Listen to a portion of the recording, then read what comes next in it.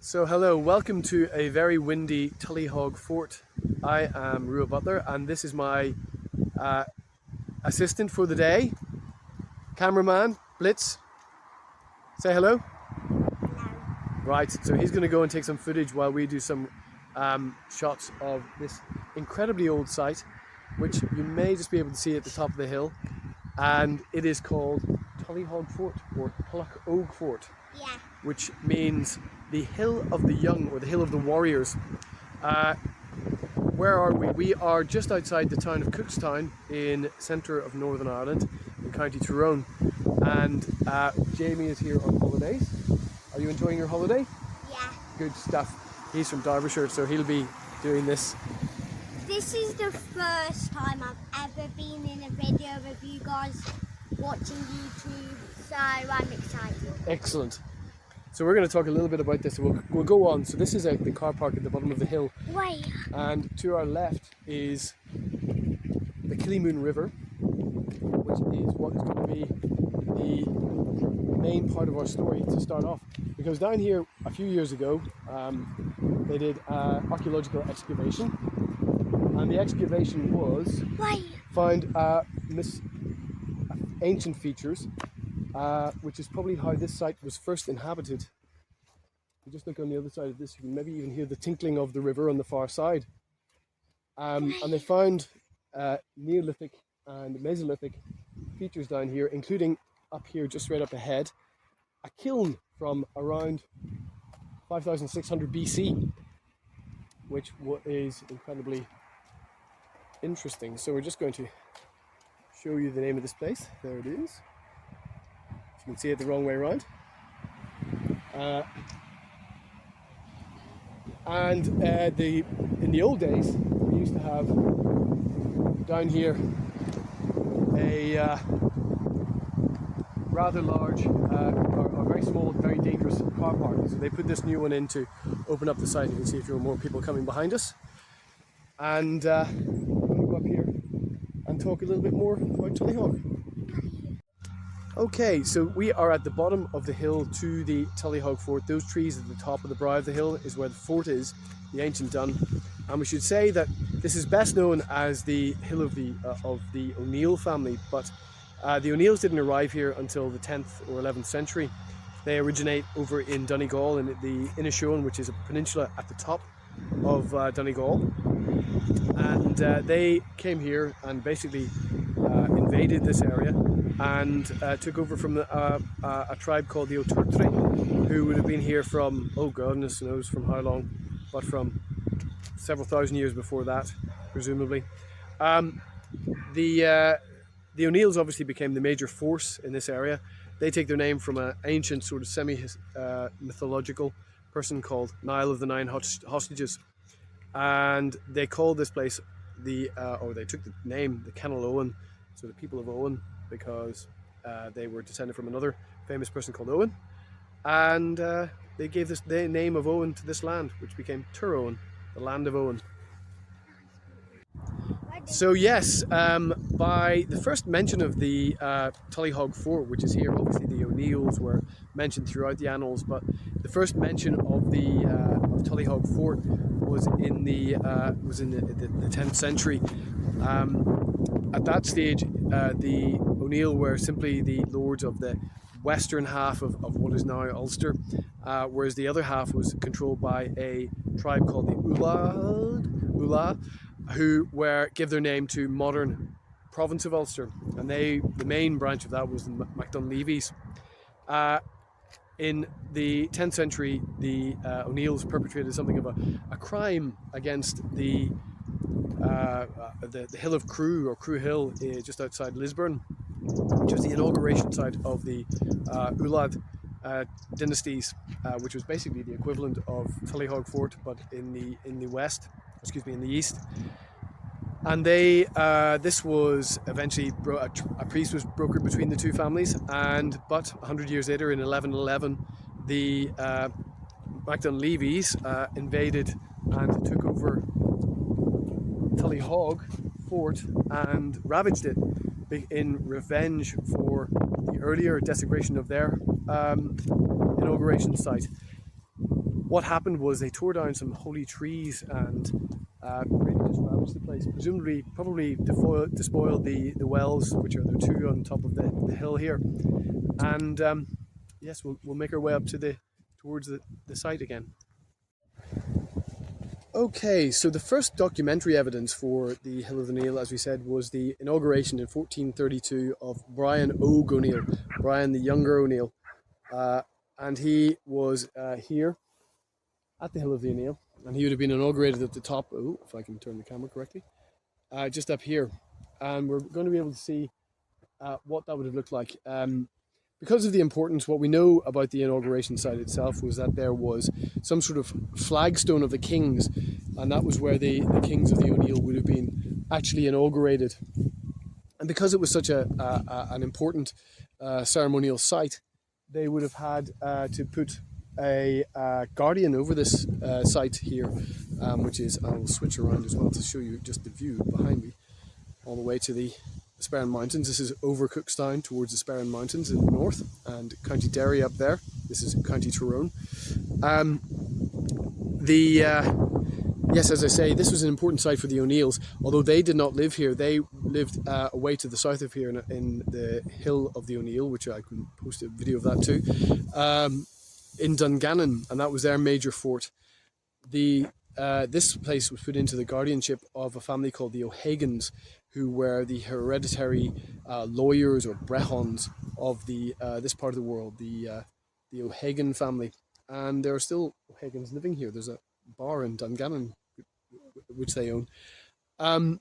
So this is 1432, the first documentary evidence of an inauguration happening here with Brian Óg O'Neill. And I suppose what we should be thinking of when we're thinking of inauguration in the 15th century is that hundreds of people would come here from all over the kingdom, all over Tyrone, to see their king to be inaugurated at the top of the hill.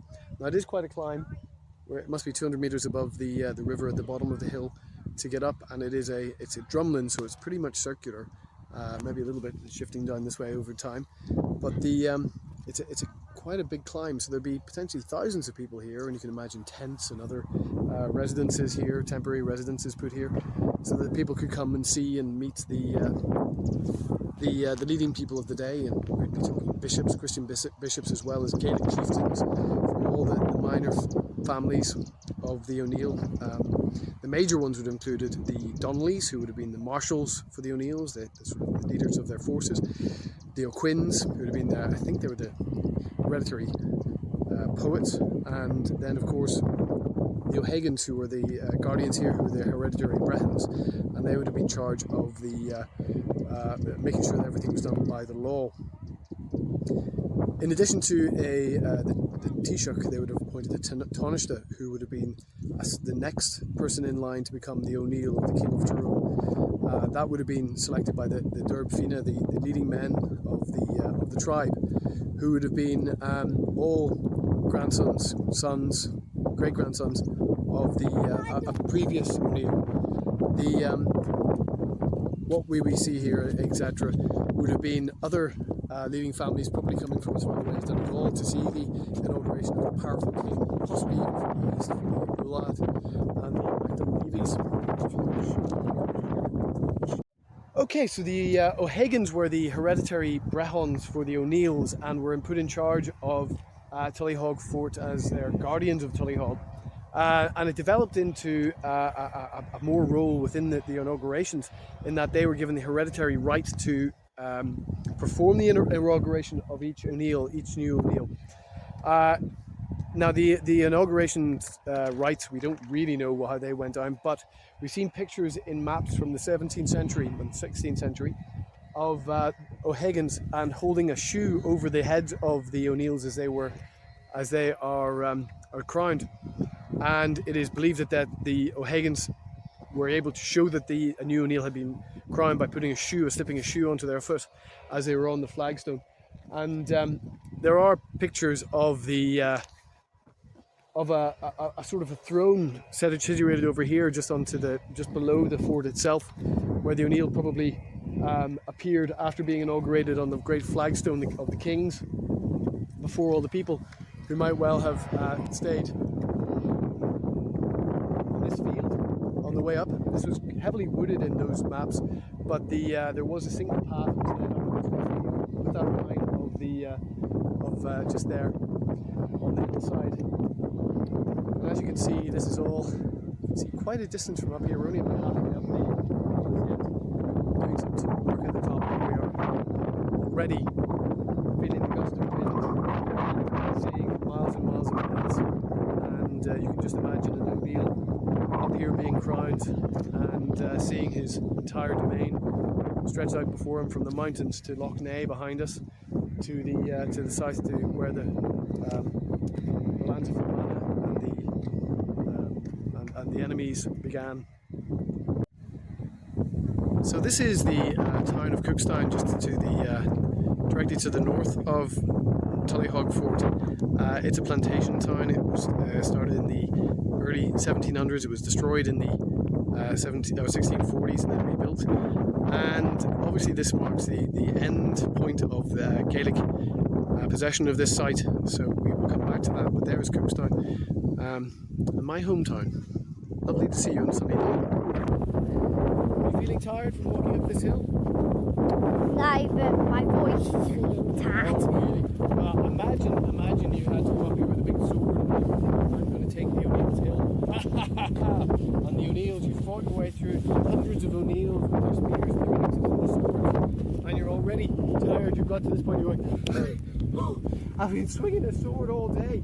I'm not going back in time and doing that. You don't think so? Yeah, because otherwise thousands would be disappointed in you. Oh, really? Wow, thousands?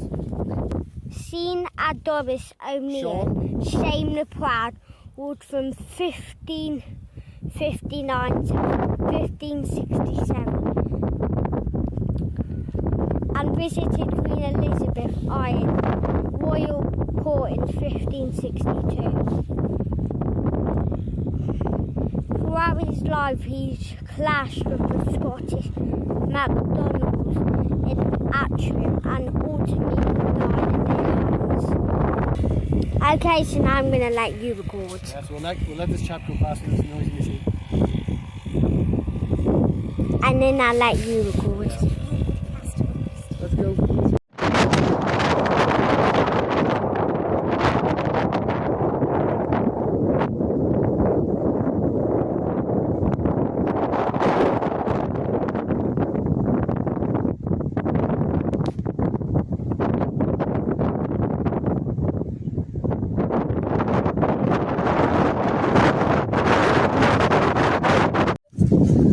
So yes, the plantations of Ulster began in the 1610s after the flight of the Earls, and this part, the top of the hill, as well as 1,000 acres around Tullyhogue Fort, were given to the Lindsay family. I think they were Lowland Scots variety of Lindsay, and they would stay up here and build their first home at the top of Tullyhogue Fort, the place where the O'Neills used to be crowned kings, and they would remain here at the top of the hill for about 10 years before moving to the bottom of the hill where they built a larger house, and then further into the next century they moved across the river Killymoon to Loughry, which is now Loughry College, and is a food technology centre, and it used to be a massive college. So this is my last view of Tullyhogue Fort. It is lovely in here. It is a sunny, stormy day, as it often is in this part of the world, and it's calm, collected, and lovely in here. Okay, credits. Jamie, me. Right, what is your role? Director? Director. Producer? Producer. Executive producer? Yeah. Assistant executive producer? Yeah. Cameraman? Yeah, that's it. Yeah, regional manager? And these two goofballs? So he's the one who gets some. Emma and Loki helping with part of this video. Catering. All of my family for letting me go, and all of you liking subscribers for liking and subscribing this video. Your family let you go? Yeah, the family let me down Oh, I see. for the video. For the video. Okay, well, good to have you on board for this video. Have you learned anything?